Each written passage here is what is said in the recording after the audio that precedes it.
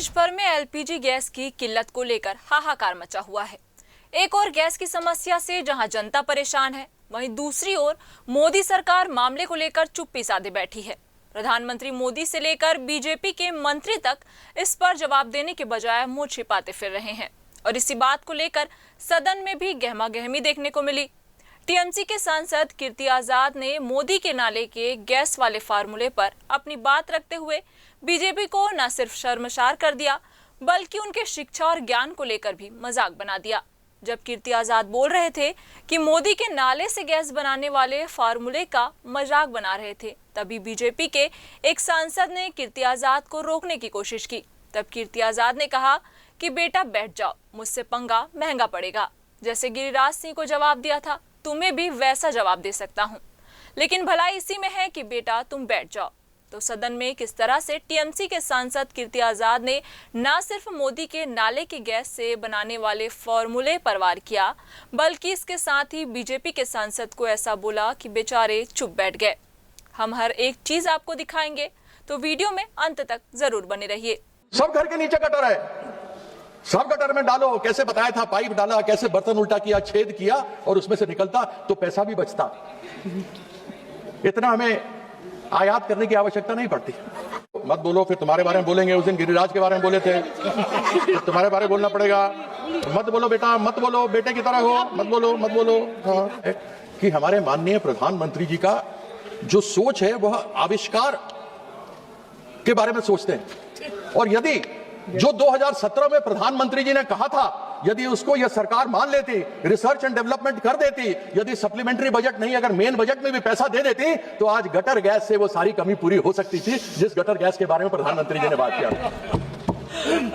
Mostly जितने लोग यहां भी जानने वाले बैठे हैं, अधिकतर तो ज्ञान व्हाट्सएप यूनिवर्सिटी से ही मिलता है। आजकल नया यूनिवर्सिटी आ गया है, गलगोटिया यूनिवर्सिटी। नमस्कार, मैं हूं निशा शर्मा और आप देख रहे हैं राष्ट्रीय जगत विजन न्यूज। सदन में स्पीकर ओम बिरला वापस लौट आए हैं, क्योंकि अविश्वास प्रस्ताव में नंबर बीजेपी के पास था।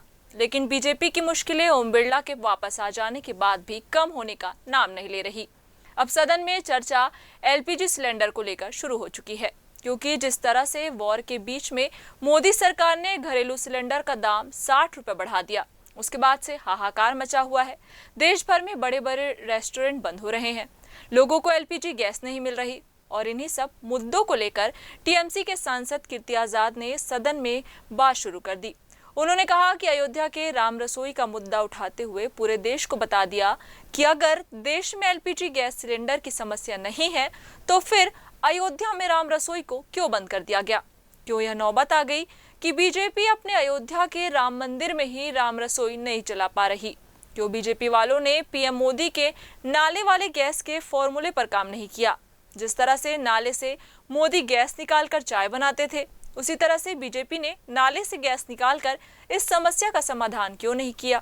सुनिए टीएमसी के सांसद ने कैसे नाले के गैस के मुद्दे पर मोदी के सवालों के घेरे में खड़ा कर दिया।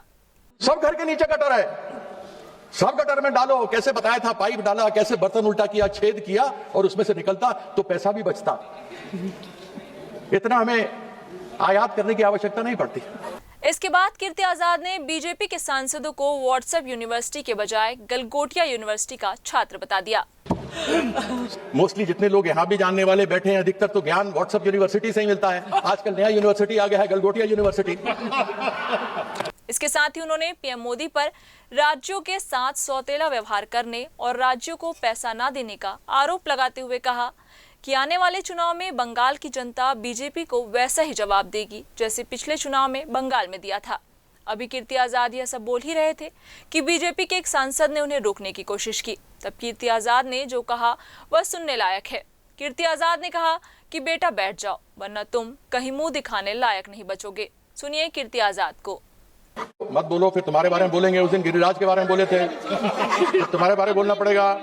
मत बोलो बेटा, मत बोलो, बेटे की तरह हो, मत बोलो, मत बोलो। हाँ, कि हमारे माननीय प्रधानमंत्री जी का जो सोच है वह आविष्कार के बारे में सोचते हैं, और यदि जो 2017 में प्रधानमंत्री जी ने कहा था, यदि उसको यह सरकार मान लेती, रिसर्च एंड डेवलपमेंट कर देती, यदि सप्लीमेंट्री बजट नहीं अगर मेन बजट में भी पैसा दे देती, तो आज गटर गैस से वो सारी कमी पूरी हो सकती थी जिस गटर गैस के बारे में प्रधानमंत्री जी ने बात किया।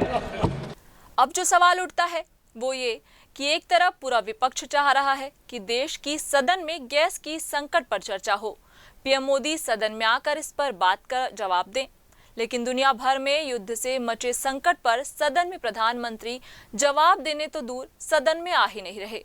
ऐसे में आपको क्या लगता है कि क्या पीएम मोदी को सदन में आकर एलपीजी गैस की संकट पर अपनी बात रखनी चाहिए? इसके अलावा जिस तरह से कीर्ति आजाद ने मोदी के नाले के गैस वाले फॉर्मूले से मोदी को बेइज्जत किया और बीजेपी सांसदों को लताड़ लगाई, उस पर आपका क्या सोच रहे हैं? हमें कमेंट कर जरूर बताएं।